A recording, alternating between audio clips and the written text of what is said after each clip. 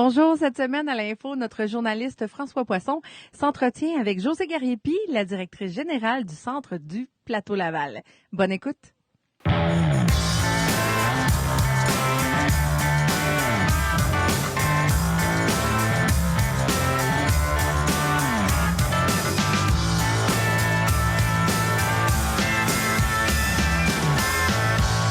Alors bonjour aux auditeurs, aux auditrices de Télécœur.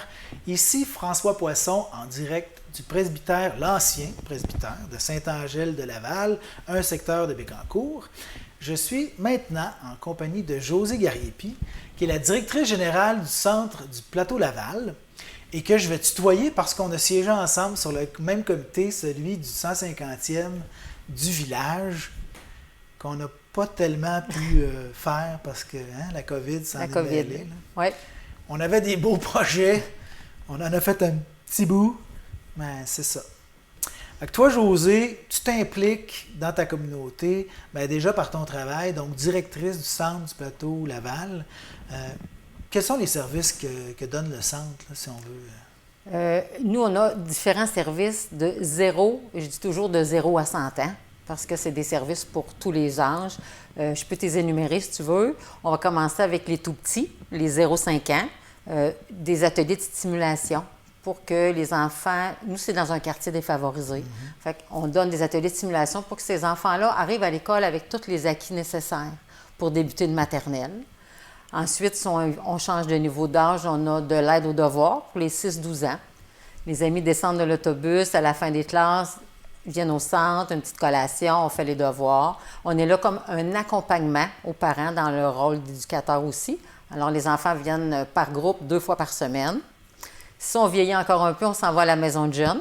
Le soir, on a un volet maison de jeunes 3 soirs par semaine pour les 11-17 ans. C'est le même principe que tous les maisons de jeunes au Québec, de rendre les jeunes responsables, développer le leadership, essayer de les intégrer dans la communauté, les responsabiliser. Puis en plus, il y a un milieu aussi de loisirs pour eux et d'écoute. Il y a toujours 2 intervenants qui sont là aussi pour les accompagner dans tout ce qu'ils vivent. Ensuite, on s'en va aux parents. On a le programme YAP, que tout le monde me demande qu'est-ce que c'est YAP. C'est « Il n'y a personne de parfait ». Ah, ça c'est vrai. Alors, c'est un programme qui vient favoriser le développement des habiletés parentales. Alors, il y a différents thèmes, le développement de l'enfant, la sécurité, le rôle de parent. Fait que c'est des groupes d'entraide de parents qui sont animés par des intervenantes du centre. On a un volet aussi tout ce qui est sécurité alimentaire, c'est-à-dire cuisine collective. À chaque semaine, il y a des groupes de cuisine collective, des groupes d'hommes, des groupes de femmes, des groupes mixtes. Fait que c'est tout l'année, 1 fois par semaine. Chaque groupe vient faire une petite cuisine et repartent avec ça à la maison. Fait que financièrement, c'est aidant pour ces familles-là ou ces individus-là parce que c'est pas juste des familles, il y a aussi des gens seuls. Alors, ils repartent avec ce qu'ils ont cuisiné, puis en même temps, ça leur permet d'échanger, de briser l'isolement. Ensuite, on a aussi le volet de la distribution alimentaire, qui est un des gros volets aussi au centre. À chaque semaine, on va chercher des denrées à Moisson-Mauricie, Centre du Québec. Et nous, on les redistribue là, aux gens dans le besoin de notre communauté. Nous, on dessert tout ce qui est plateau Laval. Ça, c'est 1 fois par semaine. Sinon, il y a le service, on appelle ça, nous, telle ressource. Ça ne veut pas dire grand-chose pour monsieur, madame, tout le monde. Comme dans le téléphone? Oui, ça peut être dans le téléphone, ça peut être dans ressources tout simplement. C'est pour les gens du secteur, c'est qu'il y a toujours une intervenante qui est à la disponibilité des gens. Pour venir à l'organisme, tu n'as pas besoin de rendez-vous. Les portes sont toujours ouvertes. Que tu aies une bonne nouvelle à partager, que tu aies besoin de références pour un autre organisme, que tu aies juste besoin de parler, d'écoute, d'accueil, mais il y a toujours quelqu'un qui est là. Puis, tu sais, juste te donner une idée, dans la dernière année, tu sais, on essaie de compiler notre nombre d'interventions. On en a fait 2205 dans la dernière année. Voyons donc. Fait qu'il y a presque à tous les jours, il y a des familles ou des individus, des gens, hommes, femmes, qui ont besoin d'écoute. Puis surtout dans les dernières années, on ne s'en cachera pas, avec la pandémie, ça a beaucoup isolé les gens. Fait qu'on est le point de référence pour ce secteur-là, parce que, tu sais, il n'y a pas d'autres organisations très près, là. Ouais. C'est Gentilly, c'est Saint-Grégoire, c'est Nicolet, mais, tu sais, vraiment, là, qui viennent en aide, là, individuellement aux personnes. Fait qu'on sert un peu d'une deuxième maison pour tous ces gens-là. Je ne me serais pas attendu à un aussi grand volume d'appels, ou en tout cas Mais ça prend des ressources, ça, pour traiter Oui. ça, puis intervenir là, auprès des gens. Créer une permanence, là, puis des équipes qui roulent, puis... Oui, puis, tu sais, ce qui est dur dans les dernières années avec un peu la pénurie de main-d'œuvre, c'est quand on veut avoir un lien, tu sais, il faut avoir un lien avec les gens pour qu'ils viennent nous voir. Tu sais, qu'il y a une confiance qui s'établit. Fait que c'est sûr, quand il y a un roulement de personnel, c'est plus difficile. Fait qu'il faut que tu prennes le temps de faire un lien avec les personnes avant qu'il y ait le réflexe de venir à l'organisme. Ouais. Mais une chance, il y a toujours une ou deux personnes qui sont sur place. Fait qu'ils vont avec la personne qui ont plus d'affinité ou qui ont eu plus le temps de connaître, puis tout ça. Puis moi, bien, je suis là depuis des années, fait que je prends souvent le relais pour ce volet-là. Des années, c'est combien d'années, ça? Je suis présentement dans ma 24e année. 24e année. As-tu été toujours directrice ou... Non, moi, j'ai commencé... j'avais fait mes premières classes dans des maisons de jeunes, à Trois-Rivières et tout ça. Et quand je suis arrivée au centre, c'était par le volet des ados, par le volet de la maison de jeunes que j'ai commencé. Et ça a été dans peu de temps. Tu sais, des fois, le roulement de personnel, d'autres personnes sont parties. Fait que ça fait quand même plusieurs années là, que je suis à la direction. Tu avais une affinité avec ces tâches-là parce que il y a de la gestion de ressources humaines, il y a de la gestion tout court, là, administrative, tout ça. Ça, tu avais une facilité avec ça. Oui, puis, oui. OK. Oui. J'ai toujours, tu sais, pendant les études ou ces choses-là, tu sais, on a tout un petit emploi étudiant et tout ça, mais tu sais, moi, j'avais souvent des emplois où j'avais une partie de ressources humaines, leadership à faire, tout ça. Fait que ça mêlé avec l'intervention, pour moi, ça faisait un beau mélange. Puis c'est quelque chose de pas routinier aussi, tu sais. Il y a tellement de volets et de services au centre qu'on ne s'ennuie pas. OK. Donc, c'est comme intervenante que tu as étudié, là. Oui. OK. Oui. Là, tu disais, il y a plusieurs choses que tu as dites tout à l'heure. Entre autres, bon, que les autres ressources sont loin. Côté maison de jeunes, il y en a une ici dans le village. Oui. Donc, une dans le village, une au plateau. Tu as dit par ailleurs clientèle défavorisée, quartier défavorisé. Mais là, il y a eu des changements là, avec le domaine de l'île, avec le domaine de la tour. Qu'est-ce que ça a changé, ça, puis au niveau des services, puis de juste la mixité de ces gens-là ensemble? Deux volets à ta question. Premier volet, maison de jeunes. Écoute, j'ai déjà été coordonnatrice de la maison de jeunes à Saint-Angèle. Est-ce que ça s'appelait déjà la forteresse à ce moment-là? Oui, j'étais dans l'année où on a nommé la maison de jeunes la forteresse. C'est moi qui étais à la coordination. Pourquoi la forteresse? C'était comme le château fort des adolescents. C'était le point à eux où ils pouvaient venir se rassembler. Un endroit sécuritaire. Sécuritaire, un point d'ancrage dans la communauté. C'était pour ça la forteresse. Alors, on a souvent travaillé parce qu'à l'époque, je faisais la maison de jeunes au Plateau Laval et la maison de jeunes du village. Fait que ça n'a jamais été une embûche d'avoir deux. Tu sais, c'est plus au niveau des transports, je te dirais. Parce que les enfants qui sont au Plateau Laval, c'est quand même 3 km. Là. Avec la 132 qui est Exactement. un petit peu dangereuse. Là, Oui, on va se le dire. Là. Tu sais, la piste cyclable ne se rend pas encore malheureusement jusqu'au Plateau Laval. Fait que le fait d'avoir deux maisons de jeunes, ça donne l'opportunité. Puis, tu sais, les jeunes, ils peuvent aller où ils veulent. Tu sais, j'ai des jeunes du plateau qui viennent faire un tour à la forteresse. Puis, tu sais, il y a des jeunes d'en bas qui peuvent aller en haut, c'est ouvert, dans le fond. Mais, tu sais, c'est vraiment au niveau, je te dirais, de la route, là, qu'on a deux volets comme ça. OK. Et puis, ton autre partie de ta question par rapport à la mixité avec les nouveaux quartiers qui se développent. Écoute, on a eu... tu sais, ça a parti un peu drôlement à l'époque, quand ça a commencé. Là, on a eu des séances d'information avec les résidents qui étaient dans les alentours, puis tout ça. Malheureusement, pour l'instant, ça ne se mixe pas beaucoup, je te dirais. OK. Il n'y a pas une grande ouverture à la mixité. C'est comme si c'est un quartier, un autre quartier. Un peu l'hiver avec la patinoire, tu sais, plus loisir. Ça, on voit que quand même, là, les gens... pratiquent les mêmes sports à la patinoire, fait que ça va. Mais dans nos services, c'est sûr que nos services, tout ce qui est aide alimentaire, puis tout ça, les communautés qui sont alentours, c'est des gens qui sont plus fortunés, on va se le dire. Là. C'est des gens qui ont peut-être moins besoin financièrement aussi. Mais non, il n'y a pas vraiment de mixité encore pour l'instant. Parce que, bon, vous êtes situé, d'ailleurs, tous les services se donnent dans le même lieu physique, Place des Coquelicots? On a deux lieux physiques. On a le point central, là, le siège social, si tu veux, là, qui a la majorité des services. Puis on a la chance d'avoir un deuxième local pour la maison de jeunes. OK. Oui. Ce local-là est aussi souvent prêté à d'autres organismes qui viennent donner un coup de main. Considérant que les gens, des fois, ils n'ont pas toujours de transport pour aller soit à Nicolette ou à Gentilly. Ouais. Je vais te donner un exemple. Le Carrefour Jeunesse Emploi peut venir chez nous. On prête des locaux pour qu'ils viennent rencontrer des jeunes directement dans nos locaux pour qu'ils n'aient pas à se déplacer. Mais avec la venue des nouveaux quartiers, moi, j'étais content, entre autres, qu'on désenclave la place des Coquelicots parce que, bon, des habitations à loyer modique qui se retrouvent là, qui forment une espèce de ghetto, si on veut. Et là, ça débouche maintenant sur la rue Clément-Vincent, je pense. Donc, moi, je me disais, il y a quelque chose là, sûrement que ça va déboucher sur une rencontre, là, ou en tout cas. Fait que moi, je me suis dit, les enfants vont jouer ensemble. Bien, comme je te dis, pour le moment, là, c'est sûr que la pandémie non plus n'a pas aidé. Tu sais, on a été 2 ans, chacun chez nous. Ouais. Fait que ça l'a pas aidé dans le cheminement de tout ça. Puis, tu sais, il faut comme initier aussi ces choses-là. Tu sais, comme organisation, tu sais, tu le disais tantôt, ça prend beaucoup de monde pour faire tous les volets qu'on a.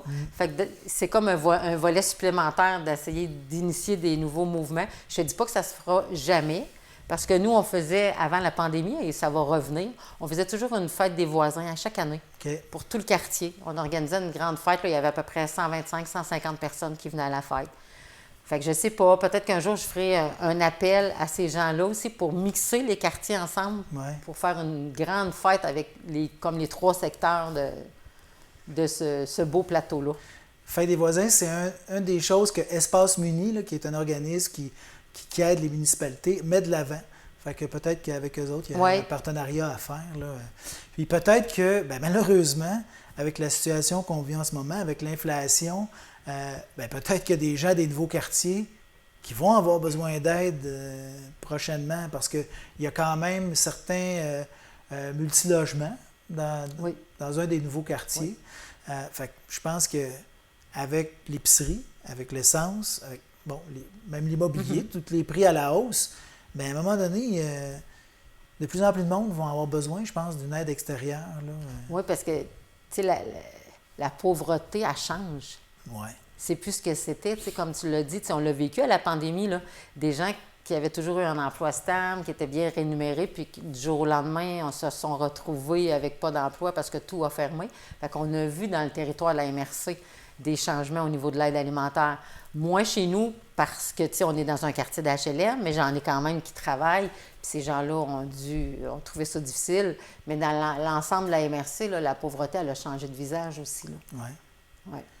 Et la pandémie, là, au niveau santé mentale, tout ça, la détresse, est-ce que des gens qui en avaient déjà pas beaucoup de, je sais pas moi, soit de biens, ou en tout cas d'aisance matérielle, est-ce qu'ils ont été moins touchés? Est-ce que, par rapport à toute la situation qu'on a vécue, tout le monde, chacun dans notre coin, là, est-ce que ça a été pire ou mieux dans ton quartier?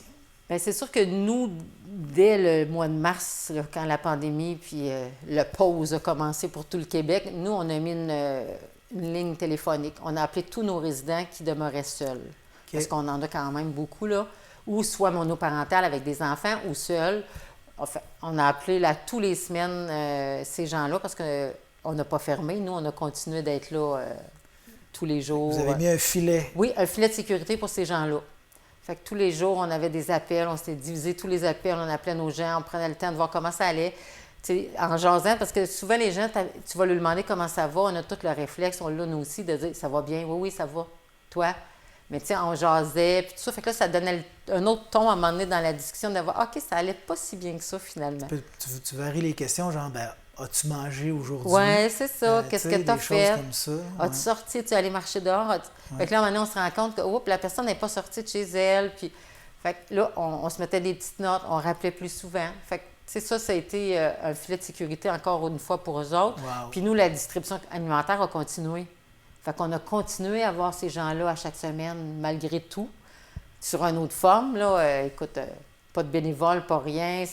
On descendait toute la nourriture dehors à chaque personne, tout ça. Mais on a quand même gardé un contact serré avec ces gens-là. Vous savez que vous avez sûrement contribué, en tout cas, à changer des vies, peut-être à en sauver là, avec ça. Bien, je sais pas. Je sais que les téléphones ont fait du bien. Ça, on se le faisait dire. Puis, tu sais, des fois, à la fin, tu sais, il y a des gens qui disaient « Ah, ben là, rappelle-moi pas, je suis correct. Tu sais, ma soeur m'appelle, ma famille, nanana. » Puis, j'ai d'autres personnes qui disaient « Tu peux-tu me rappeler 2 fois la semaine prochaine? Ah ouais. Peux-tu me rappeler tel jour? Je voudrais pas manquer ton appel. Fait que oui, ça a changé.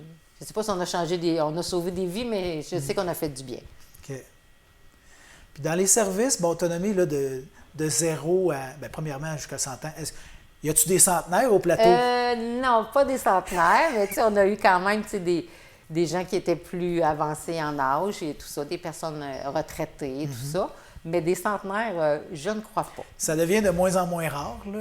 Oui. Ça va peut-être arriver chez vous, là, mais... Ouais. Dans les services, mettons, qu'est-ce qui monopolise le plus de vos ressources dans tous les services que tu nous as énumérés? Bien, je pense pas parce que il n'y a pas un volet qui va aller chercher plus de temps ou tout ça. C'est quand même bien agencé là, avec les arts. Mais c'est sûr que le tel ressource, là, je te disais l'accueil, aide et référence, ça prend toujours quelqu'un de disponible. Mais on est à temps plein, on est 4 intervenantes temps plein, une temps partiel. Fait que quand j'en ai 2 qui sont aux ateliers pour les tout-petits, puis une aux cuisines collectives, bien, il faut c'est toi qui es sur le téléphone. C'est ça, il faut que je sois sur une telle ressource. Parce que, comme je te disais, il n'y a pas de rendez-vous, il n'y a pas de tu reviendras plus tard, on n'est pas disponible, il n'y a jamais ça au centre.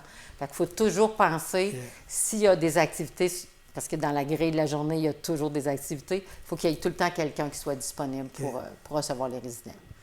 Fait que toi, tu n'as jamais cessé d'être intervenante pour t'asseoir dans ton fauteuil de directrice? Là. Non, j'ai pas le temps. J'ai pas le temps de faire ça. Non. Si tu pouvais, le ferais-tu? Non. Non, hein? Je pense pas. Tu sais, je pense que quand on travaille en organisme communautaire, on le fait de cœur, on le fait de conviction. Puis je pense que quelqu'un qui se dirait « Moi, je suis directrice, je m'assois dans mon bureau et je fais juste gérer », serait peut-être probablement pas à la bonne place, serait peut-être pas heureux. Moi, je suis heureuse parce que j'ai du contact encore avec ces gens-là. Tu sais. Ça nourrit là, le fait d'aider, le fait d'avoir un peu une rétroaction par rapport à ce qu'on fait. Puis... Tu vois le quotidien, tu vois pourquoi. Pourquoi l'organisme est là, tu le vois tous les jours. Ouais. Tu vois la raison d'être à tous les jours. Bon, tu nous as parlé un peu de ton parcours, l'université, ensuite commencer les maisons de jeunes, puis là, pouf, monter les échelons plus rapidement qu'autrement là, pour devenir directrice. Es-tu originaire du coin, toi? Je suis une petite fille de Nicolette. Nicolette. Oui. La pomme n'est pas tombée trop loin de l'arbre. Non, c'est ça. Oui. OK. Puis là, qu'est-ce qu'il y a? Le move, le déménagement jusqu'à Saint-Angèle? Bien, Saint-Angèle, ça a été quand j'ai vu l'offre d'emploi de la maison de jeunes, tu sais, c'est ça qui m'a accroché. Je connaissais moins la MRC de Bécancour, on va être franche avec toi. Tu sais, quand tu es élevé à une place et tu étudies à une autre, c'est pas une région... Mais c'est à côté. On s'entend que Nicolette Saint-Angèle, c'est très près. Fait que ça a été vraiment un choix avec l'emploi qui m'intéressait vraiment de travailler avec les adolescents. Là. Puis ce que vivent les gens, à un moment donné, ça se ressemble, là, à une place ou à l'autre. Là. C'est sûr. Puis chaque âge de la vie a ses problématiques, puis qu'on soit n'importe où. C'est sûr que les milieux plus favorisés, peut-être un peu différents, mais quand même, il peut y avoir de la détresse aussi, il peut y avoir d'autres... Oui. Ça peut être vécu autrement. Quand on travaille dans une maison de jeunes, que ce soit des jeunes défavorisés ou des jeunes de milieux financièrement plus à l'aise, bien, c'est des jeunes pareils. Ils ont les mêmes problématiques, ils ont les mêmes goûts, ils font les mêmes choses. Là. Fait que, pour moi, de travailler au Plateau Laval, l'endroit importait peu, c'était de travailler avec des jeunes quand j'ai débuté au Plateau. Toi qui es en contact avec eux autres, les jeunes depuis longtemps, puis de proches, quelle lecture tu fais de l'évolution? Parce que le monde a changé. Là. Le monde a changé là, avec les appareils numériques, tout ça. Souvent, les jeunes vont être en contact avec des gens qui ne sont pas là et peut-être négliger les interactions avec les gens qui sont là, à côté. Puis je dis les jeunes, mais les adultes aussi beaucoup. Oui. Là. Comment ça peut changer dans le rapport humain qui s'établit? Là? Bien, on le voit dans les maisons de jeunes, mais comme tu dis, on le voit aussi avec les adultes. Parce que quand on fait des ateliers de compétences parentales, ces choses-là, avant, on avait des gros groupes, là, 10, 12 personnes par an qui étaient là. Puis là, à ce temps, les gens, ils vont chercher les infos beaucoup sur Internet, beaucoup sur des conversations, clavardage avec d'autres personnes, puis tout ça. Fait qu'ils ne vont pas chercher les mêmes infos aux mêmes endroits qu'avant. Fait que ça, c'est plus difficile d'aller recruter pour asseoir des gens ensemble dans la même salle. C'est plus facile en ligne. Mais c'est autant avec les ados que... Mais nous, on est quand même chanceux parce que, je te dirais, quand les ados viennent à la maison de jeunes, c'est bien rare qu'ils vont être sur le téléphone. Ouais. Il y a assez de stimuli autour. Oui. Puis, tu sais, je pense que quand ils décident de venir passer une soirée avec nous autres, c'est pour en profiter, c'est pour voir des gens. OK. Fait que, c'est ça. T'sais, c'est plus les amener à fréquenter la maison de jeunes. Mais un coup qu'ils sont comme présents, puis tout ça, le téléphone le reste de côté. En tout cas, par rapport aux adultes, en tout cas, je trouve ça dommage parce qu'il y a une richesse à aller chercher quand tu as un bon groupe, puis là, ben, tu te fais des amis même, puis au niveau des échanges sur les bons coups, les moins bons coups, ben, tu peux le faire en dehors des rencontres, tu peux faire en contact. Des fois, je vois des parents, ils attendent l'autobus avec leurs enfants, mais ils sont sur leur téléphone. Fait que tu as l'enfant à côté qui recherche l'attention, puis le parent qui... Ah oui, ça change la dynamique familiale. C'est un peu dommage. Là. Là, on a parlé du présent, on a même parlé de la situation avec la COVID, tout ça. L'avenir pour le centre du plateau? Écoute, je ne te cacherai pas que dans les 2 dernières années, oui, la COVID, mais je te dirais plus recrutement de personnel, pénurie de main-d'œuvre. Ça, c'est quelque chose pour nous, puis pour l'ensemble des organismes communautaires, je te dirais, là, c'est notre cheval de bataille pour les prochaines années. Parce que, oui, à la pandémie, on s'est fait dire qu'on était des organismes essentiels par le gouvernement, qu'on devait être là. Une chance qu'on était là. Les anges gardiens. On était les anges gardiens, on était le filet de sécurité de tout ce beau peuple québécois-là. Mais malheureusement, encore à ce jour, l'enveloppe budgétaire n'a pas changé. Avec la reconnaissance qu'on a eue pendant la pandémie, les mots n'ont pas été investis en argent. Fait que ça ne suit pas. Puis, bien, il y a une pénurie d'emplois au privé, au public, au CIUS, dans les commissions scolaires, toutes ces choses-là. Et on engage toutes le même profession, c'est-à-dire éducatrice spécialisée, travail social, éducateur à la petite enfance. Ça, c'est partout. Fait que souvent, les gens viennent chez nous, viennent prendre un peu d'expérience et ils quittent pour des salaires meilleurs dans le réseau. Pas parce qu'ils n'aiment pas leurs emplois, parce que, tu sais, souvent, quand ils viennent me dire qu'ils sont trouvés autre chose, c'est pas de gaieté de cœur dans le sens que c'est financièrement. S'ils veulent une meilleure vie, qualité de vie, eux aussi, tu sais, il faut qu'ils... Fait que les dernières personnes que j'ai perdues, c'est toutes des questions salariales. C'est vraiment à cause de ça. Puis malheureusement, bien, je ne suis pas compétitive financièrement. Je ne peux pas donner le même salaire. Fait que, tu sais, moi, je pense que c'est là qui va être dangereux. La survie de certains organismes va... Parce que oui, on peut faire avec des bénévoles, c'est normal. Tu sais, les bénévoles, c'est le cœur aussi d'une organisation communautaire parce qu'il y a une chance qu'on les a. Mais ça prend des personnes formées aussi quand on fait de l'intervention. Tu sais, l'intervention, il faut que ça soit fait par des professionnels aussi, là. Fait que c'est là qu'on a de la difficulté. Puis, tu sais, on voit, tu sais, les prochaines années, là, ça va être critique, je crois, pour les organismes. Parce que longtemps, le cheval de bataille des organismes, c'était, le manque de financement. Financement. Mais là, vous auriez l'argent, mais pas plus de monde engagé, ça ne réglerait pas... Bien, si on avait l'argent pour être compétitive. Oui. Tu sais, mais les personnes que j'ai chez nous, ils s'en iraient pas. Ils resteraient dans l'organisation si mon échelle salariale était la même qu'au CIUS. Mais c'est pas le cas, malheureusement. Puis il y a quand même une bonne écart. Là. On parle pas de quelques sous par année. Là. Fait que cet écart-là, tout le monde va améliorer son sort. Là. Puis je les comprends. Là. On a parlé de l'inflation, les gens... Le pouvoir d'achat s'érode, s'effrite, puis les gens essayent de tirer leur épingle du jeu. Fait que, effectivement, c'est compréhensible. Tu sais, moi, depuis, je te disais, ça faisait 24 ans, j'étais à l'organisation. Tu sais, l'année passée, ça m'a pris 4 mois de trouver une intervenante. C'est la première fois que ça arrivait depuis que je suis directrice. Même les emplois d'été, j'ai pas de candidat l'été. J'ai aucun CV qui rentre l'été. Parce que les emplois, il y en a partout. Fait que c'est questionnable. Est-ce que c'était facile comme ça parce que le centre a une bonne notoriété à travers ceux qui étudient là-dedans? Ils connaissent le centre, son existence? Puis, Malheureusement, les organismes communautaires sont pas très connus quand on sort soit du cégep ou de l'université. OK. Il y a des cours qui vont jaser un peu de l'organisme communautaire, qu'est-ce que c'est, tout ça, mais vraiment d'aller sur le terrain, d'aller voir c'est quoi un organisme, là, je te dirais que les organismes ne sont pas très, très connus. Tu as des organismes qui sont, comment je te dirais ça, plus à la mode, dans le sens que c'est des causes plus touchantes pour certaines personnes. Ouais. Nous qui travaillons avec des familles et des individus en milieu défavorisé, des fois, c'est pas une cause qui est très mode et très gagnante. Ouais.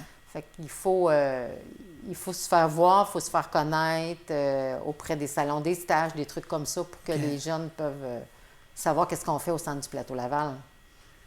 Qu'est-ce qu'on souhaite pour un avenir rapproché là, à José Gariepi puis au centre du Plateau Laval? Bien, écoute, ce qu'on souhaite, on souhaite toute la même chose, c'est un rehaussement du financement à la mission pour être en mesure d'offrir des emplois avec des salaires compétitifs. Un coup, ça va être en place, on va avoir une stabilité, puis ça va être autant bon pour la directrice que les résidents qui vont avoir des liens de confiance avec ces intervenantes-là qui n'aura plus de roulement. Parce que la directrice, elle a encore le feu sacré, elle est là pour encore Ben, un bout de temps, Oui. en autant que les conditions sont Ben sont oui, bonnes. c'est sûr que toute seule, c'est pas facile, là, Ouais. des bouts, là. Je te dirais pas que des fois, on se dit pas, ouf, hein, quel choix j'ai fait, mais c'est jamais en lien avec mon travail. C'est toujours avec Les conditions. les conditions puis le roulement de personnel, parce que le cœur est encore là. Bon, on va te souhaiter le meilleur, José Gariepi, à toi au centre du Plateau Laval. Merci pour cette entrevue. À une prochaine. Ça fait plaisir. Merci. Pour Télécœur, c'était François Poisson. Merci, au revoir.